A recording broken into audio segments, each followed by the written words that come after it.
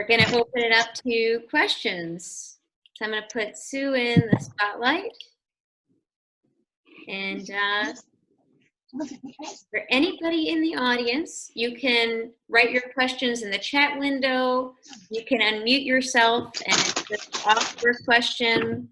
We'll give you a second to think. Let's see, while you're thinking, I realized after I watched one of the videos, the Varroa mite comes from Asia, not Africa. I know that bothers everyone that I got that incorrect.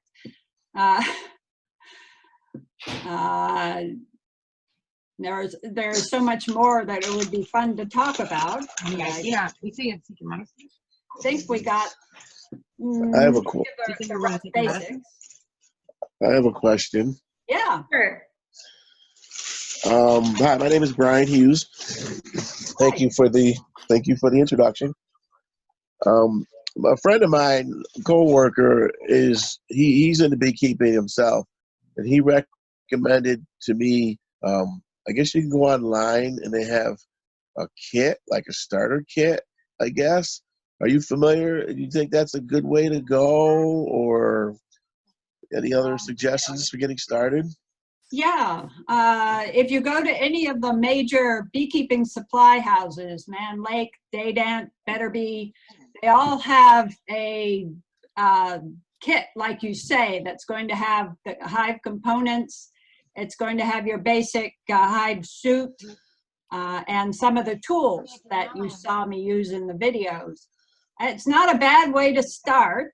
If you're brand new and you're not sure what you want to buy, it's a decent selection.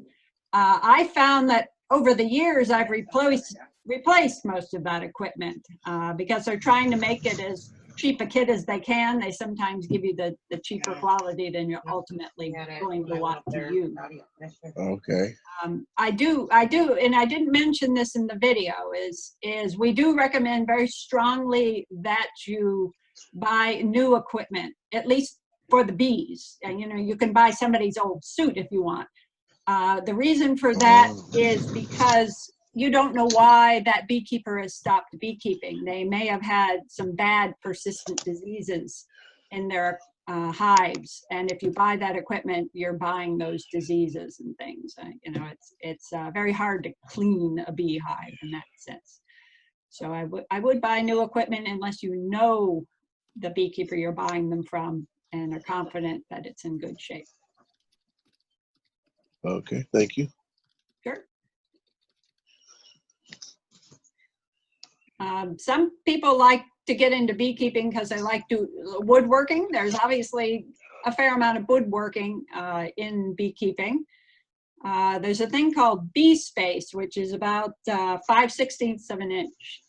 And I mentioned that in one of the videos that each piece of equipment in the hive, the frames and the boxes, is made very precisely so that there is no more than a quarter inch, or no less than a quarter inch, and no more than 3/8 of an inch. Did I do that right? Well, there is very precise spacing between the equipment in the hive. If it's too small or too large, the bees will fill that space either with propolis or with comb, and you'll never get those pieces apart.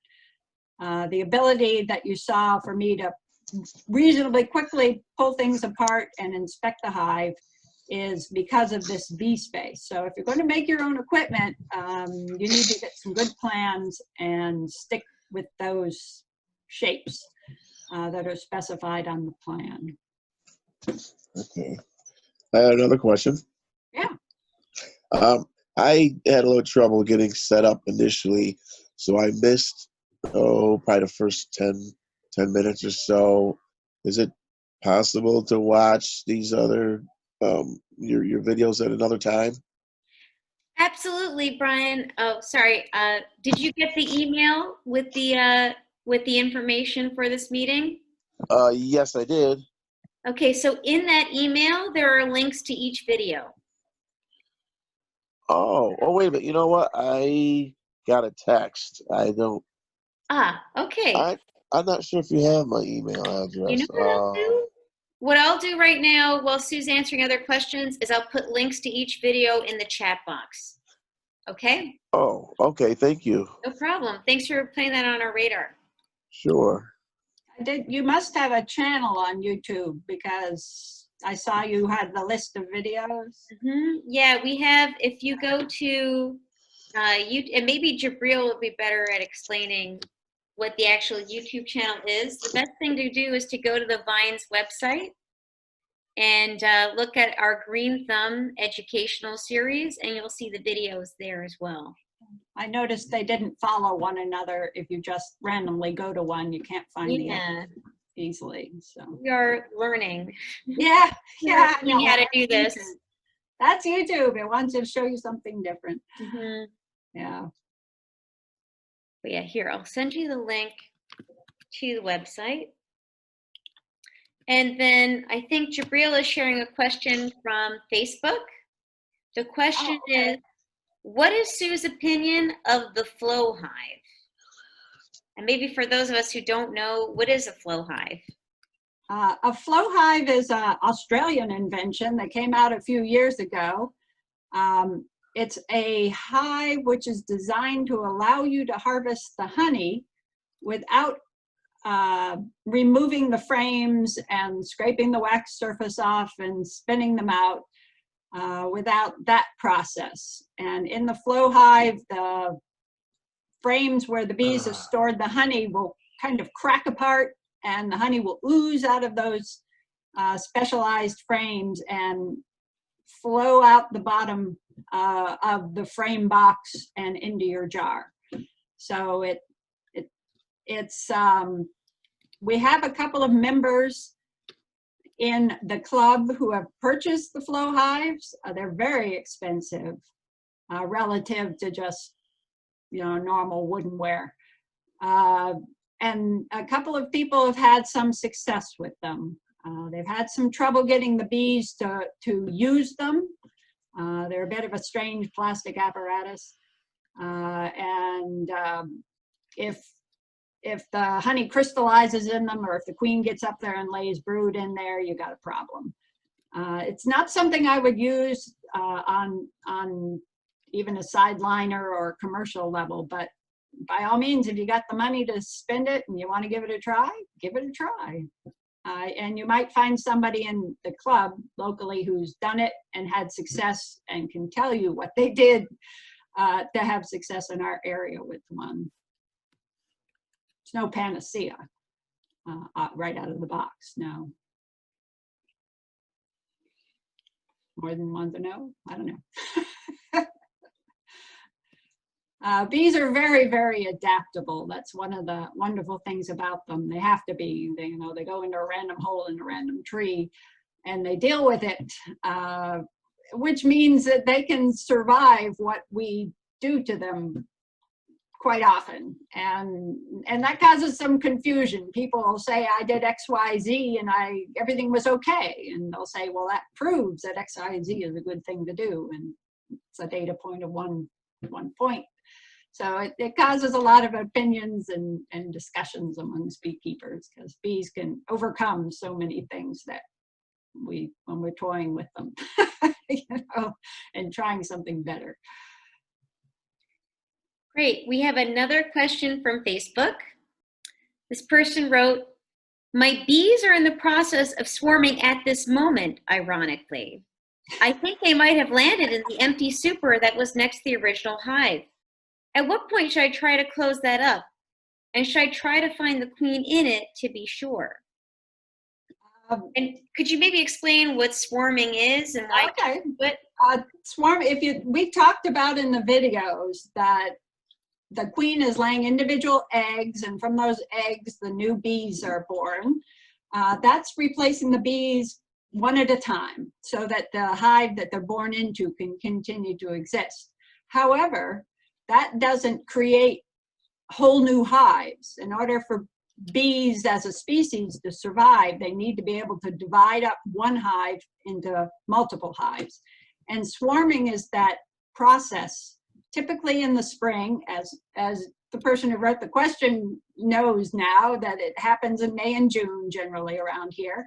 where half the bees in an established overwintered hive will leave and try to find a new tree or a new volume, the wall of a house that hasn't been insulated, for example, is very commonplace for bees to find a new home. And so that's swarming. And I get calls all the time. People, when the bees leave the hive, they're following the old queen who is left with them, and she will land on a tree limb typically, and all those thousands of bees will form a big ball of bees around her. And that's when I get the phone call from a panicky person who says, oh, there's a big ball of bees in my backyard. And I come and I collect that, and I would put it into a new hive with 10 frames or 5 frames if it was small. And I would just let it be. It would do what they do naturally, which is form a new hive. So this person who has the bees moved into an empty box should probably open that box tomorrow and put 10 frames into that box, assuming it's a deep frame box, and put a bottom board underneath it and put an inner cover and a top cover on it so that it's a complete beehive with all the equipment. And that way the bees will use those frames instead of forming their own chaotic comb in there. And then come back in a week and see if there is a queen in there, and she should probably be laying by then if she was a mated queen. So yeah, I would, if they like that spot, you can disturb them enough by completing the hive at this point, rather than letting them just be chaotic. Adding enough equipment by completing the hive, I mean.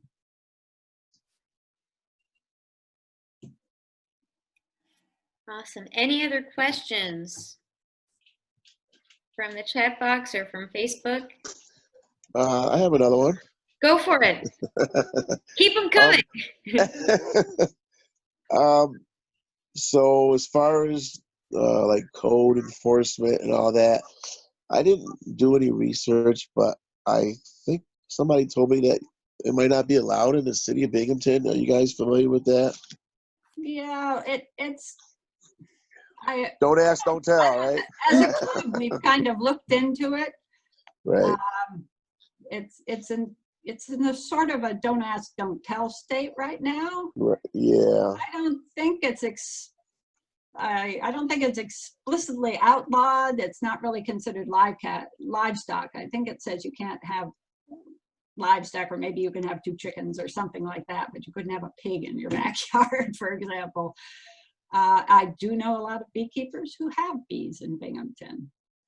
And as I mentioned in the videos, you know, you got a nice fence around the hives so the bees fly up and over everybody's head, and you know, nobody sees them, and you're not keeping dozens and dozens of hives in your backyard, you're keeping 1.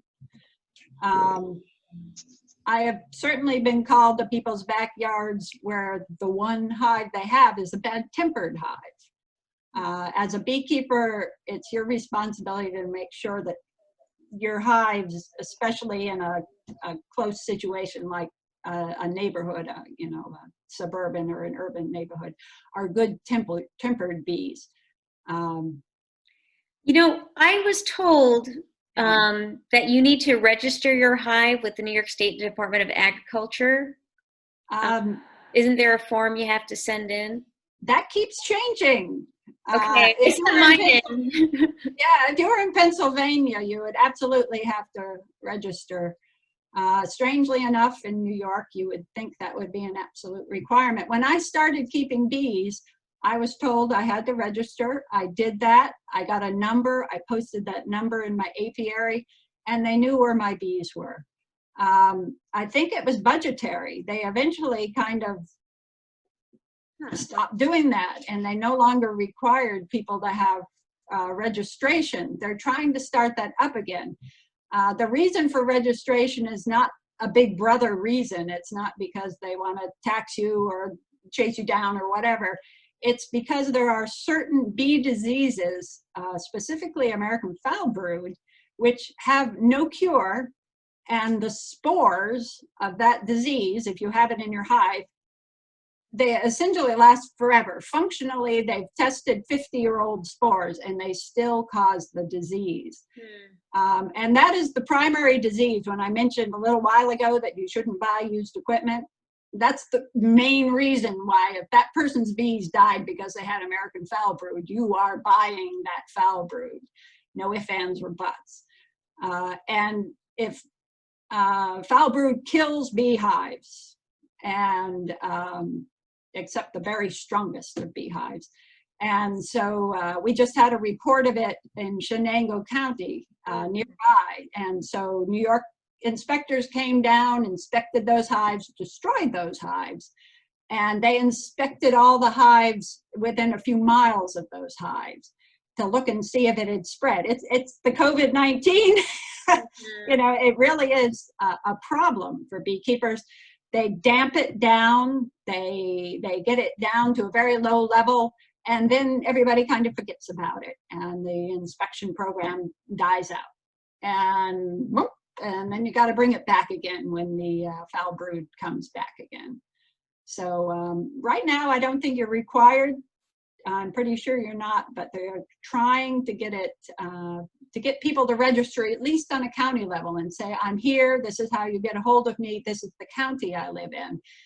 So that if people find foul brood in your county or adjacent county, they can at least tell you and offer you the opportunity to have your hives inspected to damp down that foul brood outbreak. Good question. We have a question that Nicole is relaying from Facebook. It says, a Facebook viewer says that they've been trying to join the local beekeeping club, but haven't gotten a response. They would like to know if Sue can recommend a contact person for the Beekeepers Club. I'm going to, I've got it up on my screen here. Let's see. Try Larry Huggins. Larry Huggins is the president, and I'm going to give you his phone number. I don't think he'll mind. He's at 607-760-72. Oh, sorry, wrong one. Fat fingers here. Okay. Sounded right. Sticky fingers. That person would have been upset to me if I'd given you that number. Huggins, there we go. 607-206-0736. And his home phone number I see is on the webpage, on the Southern Tier beekeepers.org contact us webpage.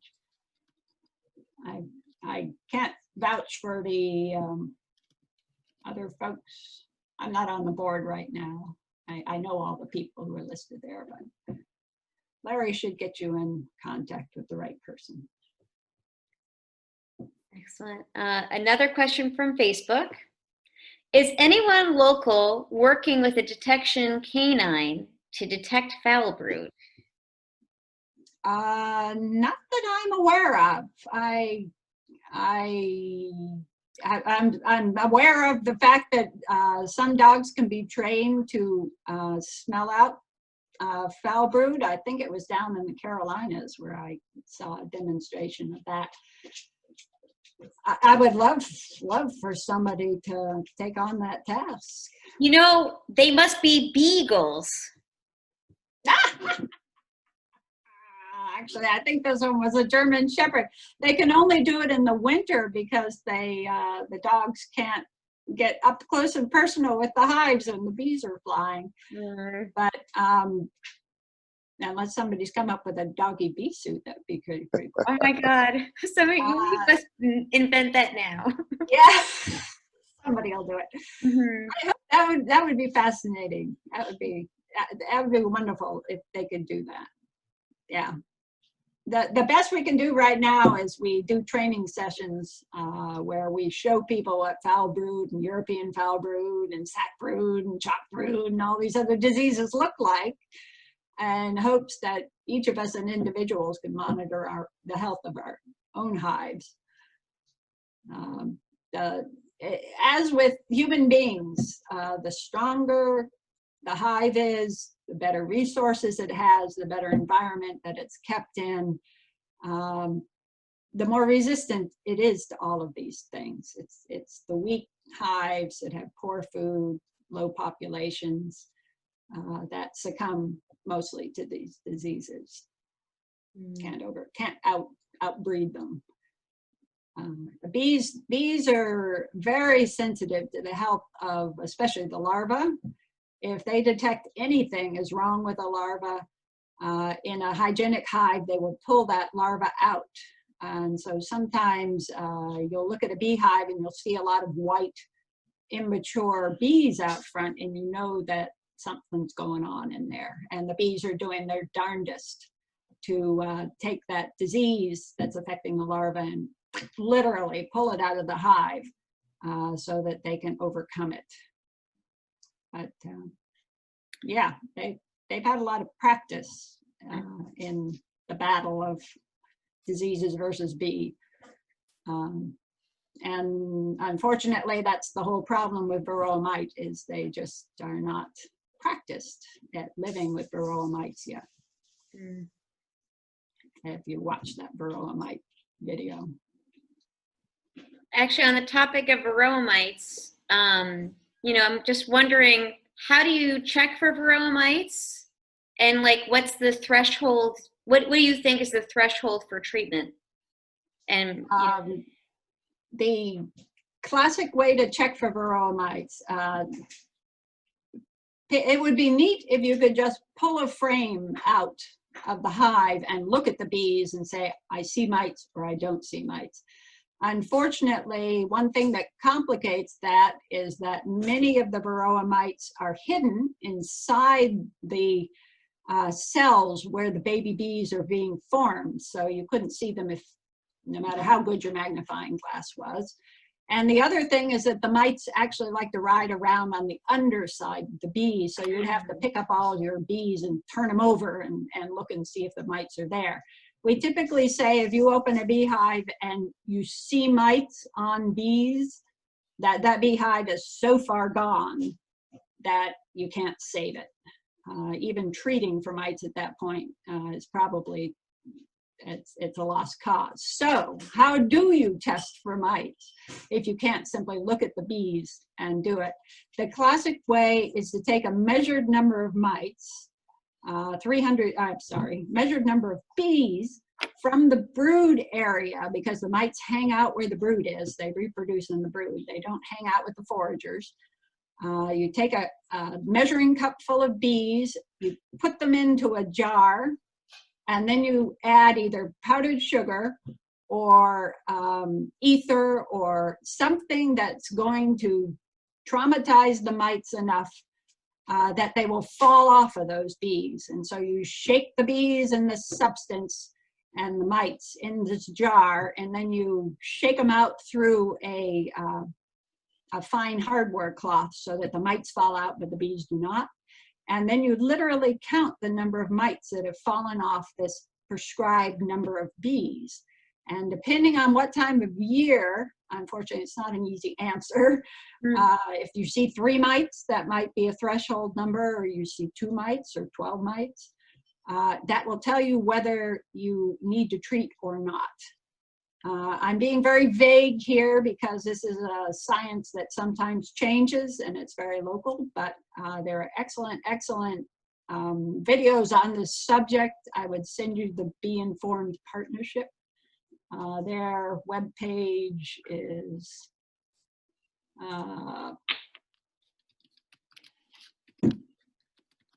Google on Bee Informed Partnership.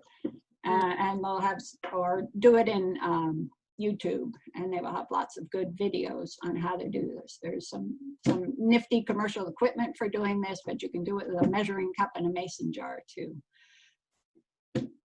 And that's the only real way to monitor your level of mites. And you have to do this procedure, whichever the procedures you choose to use, you have to do it consistently so that you can monitor whether more mites are falling out of that jar or less are falling out of that jar. And as I mentioned one of the videos, I'll do that test after I've treated for mites to see whether I was successful in my treatment, because sometimes don't know why, but I'm not. The weather wasn't right, or there wasn't the right amount of brood, or something, or I did put it in the wrong place in the hive, and I did not kill enough mites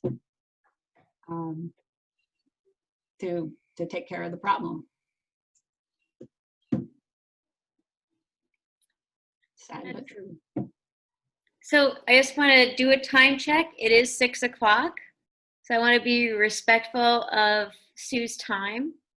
But are there any other questions from the group?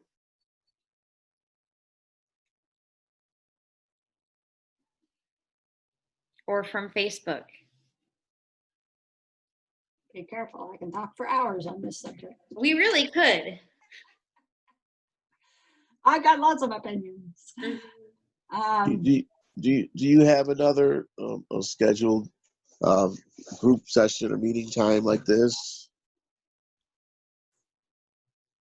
I don't is this like know of one, but what I can recommend for anybody who's interested in keeping bees. Did you say you had them? No, not yet. I've Not been yet. thinking about it for a couple All right. years now. The classic kind of order in which we recommend people get bees is that you read a book like The Beekeepers.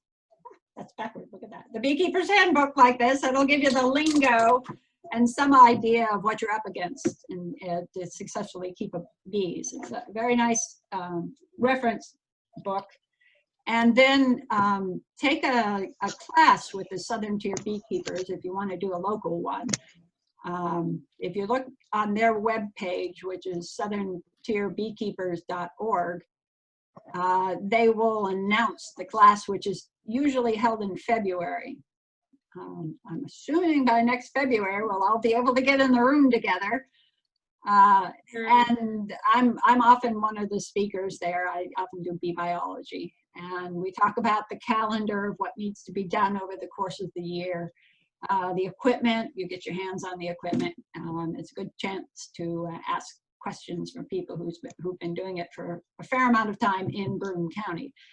And then we'll often have a hands-on session. We try to have one early enough in the spring so that you get a chance to go into a beehive like you saw in the video. I was going into the nuke.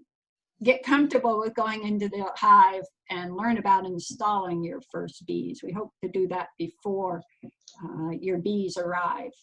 Typically the club has a purchase.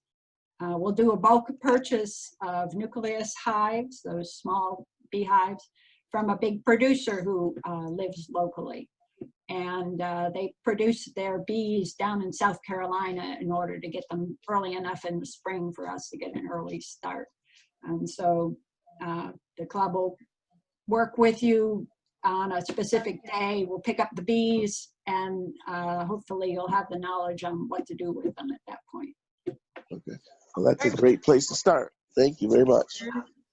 And if it's not about beekeeping, we do have some upcoming Green Thumb events. I think that the next one that's scheduled is going to be about pest prevention and management, which is going to be on July 1st from 5 to 6:30. So if you're more interested in different kinds of growing, that's going to be July 1st. We also have some vegetation videos that have more to do with actually cooking leafy greens. Is going to be our first one, which is going to be June 18th. And then another one on beets and turnips. How do you cook those? What do you do with them? That's going to be coming out on July 2nd. So we do have those kinds of events happening, but for beekeeping, we might want to schedule another one.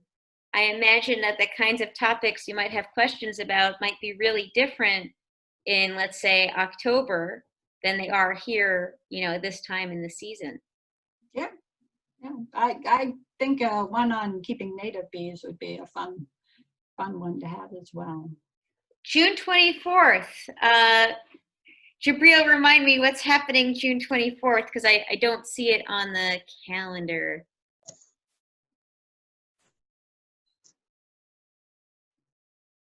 We have a comment in the Facebook chat from Jabril about June 24th. What's happening? The leafy green video. Okay, maybe I'm looking at a different spreadsheet, but June 24th is when the leafy green cooking Oh, comes out. thank you. Because I'm sitting here thinking, I think that's today, Oh no, okay. June 18th. So it's the June 24th. 24th. June 24th. Very good. Thanks, Thank Jabril. you. Thank you. Any other questions or comments? I know I have a ton of questions. Well, thanks for the opportunity to talk about one of my favorite subjects. Sue, thank you so much for taking the time to let us come out and shoot that video. I think it's actually going to reach a lot of people, more than, let's say, we normally would if we just had a workshop for a smaller group.